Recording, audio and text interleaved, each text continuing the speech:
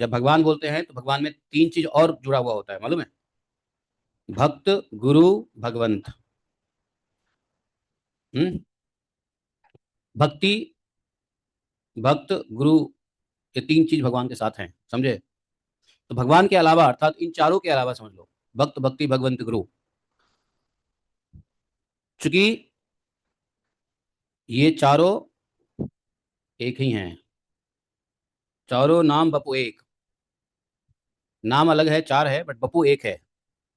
तो इसलिए भक्त, भक्ति, भगवंत, गुरु के अलावा इस संसार में जितने भी जीव है, जितनी भी चीजें हैं, वो सब शोक देने वाला है। शोक, मोह, भय। या तो शोक देगा, नहीं तो मोहित कर देगा, या तो भयभीत कर देगा, या दुखी कर देगा। चार चीज में से कर ही देगा, शोक, मोह, भय, दुख। है कि नहीं? बहुत अच्छी चीज है तो उसमें मोह हो जाएगा, बहुत बुरी चीज है तो उसमें उससे भय होगा, दुख होगा, आसक्ति हो जाती है। ये अंगिरा जी के उपदेश का सारांश था जो कल हम लोगों ने सुना। अंगिरा जी के इन बातों को सुन करके चित्रकेतु को तो समझ में आ ही गया कि ये लोग कोई साधारण नहीं है।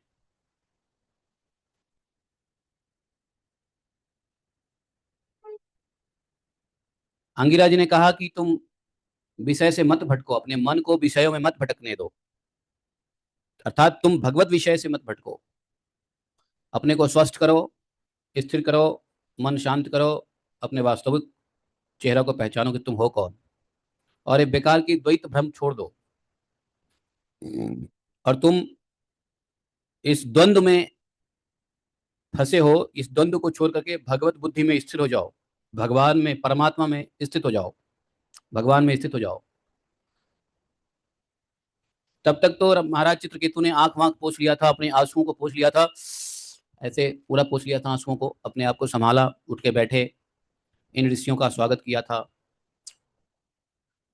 फिर नारद जी वहां पे कुछ नहीं बोल रहे थे। नारद जी तो आए थे मंत्र देने के लिए, दीक्षा देने के लिए। नारद जी, भगवान की जब प्रसन्नता होती है तो नारद जी आ जाते हैं दीक्षा देने के लिए। भगवान भेजते हैं नारद नारद जी को, जाओ अब इस जीव का कल्याण करो।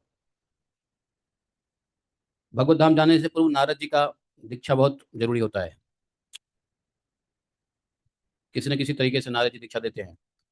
नारद जी बोले ठीक है, एक काम करो, तुम एकाग्रचित से मंत्र उपनिषद ग्रहण करो।